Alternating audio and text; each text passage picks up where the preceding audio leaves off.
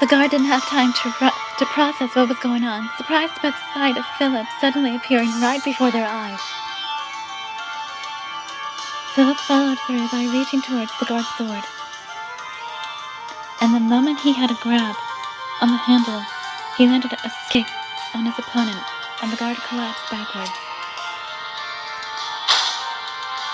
The sword glided out from its sheath as the guard fell, and in one swoop, he turned the blade on Orlando.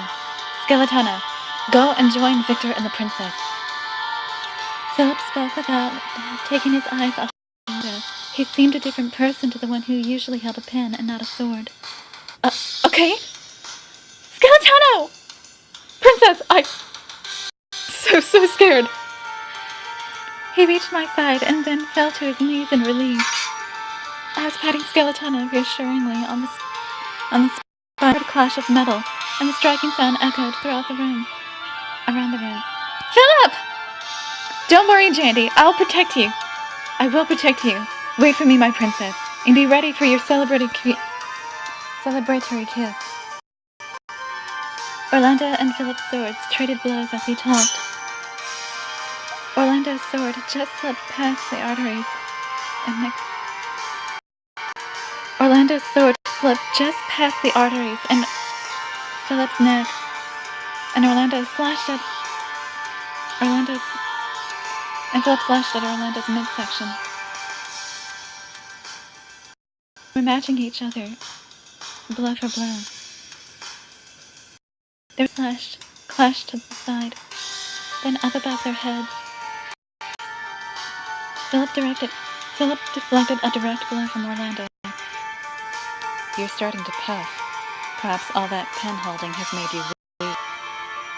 Even if it had, it's still taking you a heck of a long time to catch lowly Arthur. Always with the comebacks. Perhaps you'd learn your lesson if you died once or twice." Orlando fainted to the side, and his sword drew across Philip's shoulder. The sword cut a straight line into Philip's flesh, which soon blossomed bright blood. "What? He's dead. So why is he bleeding?"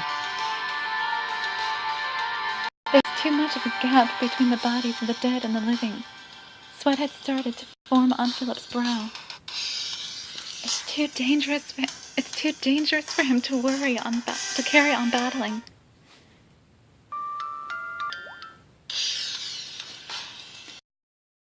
There was an obvious unfair advantage between Orlando, whose heart did not beat. There was an obvious unfair advantage between Orlando, whose heart did not beat, and Philip, who needed his heart to beat in order to keep living. If this keeps up, then Philip will just keep losing stamina. Something must be done. I thought hard about what I could possibly do for Philip. But then, I spotted a guard that seemed intent on caging Philip in. That's the soldier that Philip took the sword from.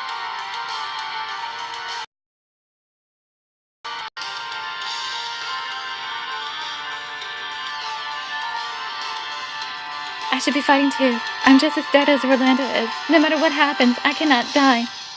And with that decided, I stood up. The one I should be aiming for was, if I don't do this right, I'll just end up getting in Philip's way. I was about to go for the guard when Victor held me back gently. "Leave that one to me, princess." Victor grinned at me. I wasn't sure that he looked all that strong, but the guard that Philip had taken the sword from took a hit from Victor, who was protecting me. Oh, he's stronger than he looked. I cheered Victor on. I was completely absorbed in taking on one of our enemies to help out Philip, which was what I failed to notice. But there was one more shadowy figure closing in on us. Philip soon realized that it was impossible to fight for too long. What do I do now? There must be something that can be done. I put power into my stride, and I strongly deflected a strike to the right of my head. The longer it dragged on, the more strain it put on my heart. There was a sense of urgency that nearly took over my movements. Don't rush. Caught on the battle at hand. I couldn't feel the pain in my shoulder, but it would not be a good idea to lose too much blood. I have to live. Jandy is waiting for me. The fact that Orlando seemed to gradually get faster was probably proof that I had slowed down. Curses! It was then that I cursed my beating heart. With Orlando dominant, I cannot have him know too much. I cannot have him how much I've slowed down. Breathing harshly, with rattling lungs, and a heart that may burst at any moment. They were all things that elected moans from me. But I could not give in. What's the matter? Are you struggling for breath? Is your heart about to give in? Is your heart about to give out? It's more than likely. You are still alive, the only person who is in the entire realm. I can't allow myself to listen to his words. If I indulge in his mind games for even 1 second, he'll be all over me. You're the only one who doesn't belong here, nor do you belong with the princess. We are different creatures to you. While my mind was becoming starved of oxygen, it was my beloved Jandy's existence that kept my spirit firmly in place. It doesn't matter if Jandy still exists. I don't care if she's one of the dead or not. I ignored my arms, which felt like lead, and swung my sword at Orlando. Their swords clashed heavily. I fell to one knee. Well, that's that then. Shall I praise you for a job well done? There's just one thing I think you've forgotten. The corners of Orlando's mouth turned up softly, his well-defined lips forming a beautiful arc. I am already dead. I know, but this means I have a bit of an advantage. Philip let out a sigh as Orlando's striking arm fell loose. I see. I cut through the fibers of your muscle. You shouldn't be able to move until it's been sewn back on by a doctor. You've thought that through. But do not underestimate me. Orlando wiped up some blood with his finger.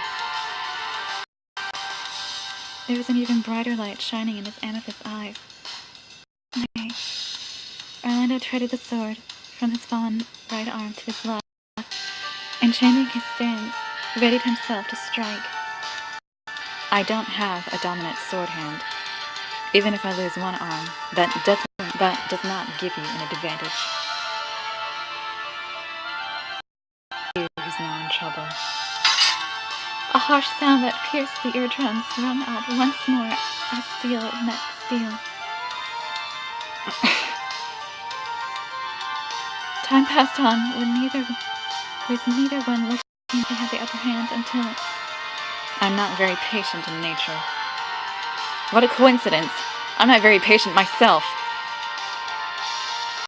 They're going at the same time, Orlando aiming overhead and Philip brandishing it towards them.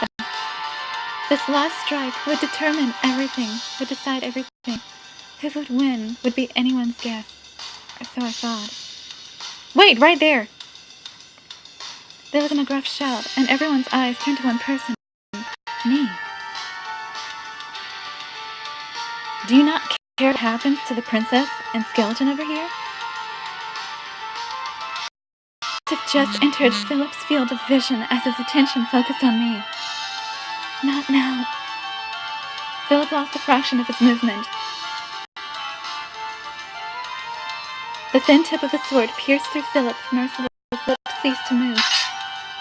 The sword he held came crashing down to the floor. Philip, wait. The sword was drawn slowly from Philip's body, and at the same time, all of his strength left him, and he fell to his knees. It was so sudden that I was slow to react.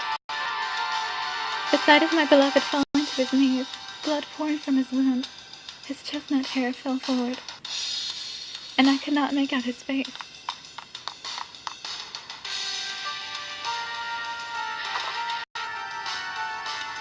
It was all I could do to run and catch him as he crumpled to the floor.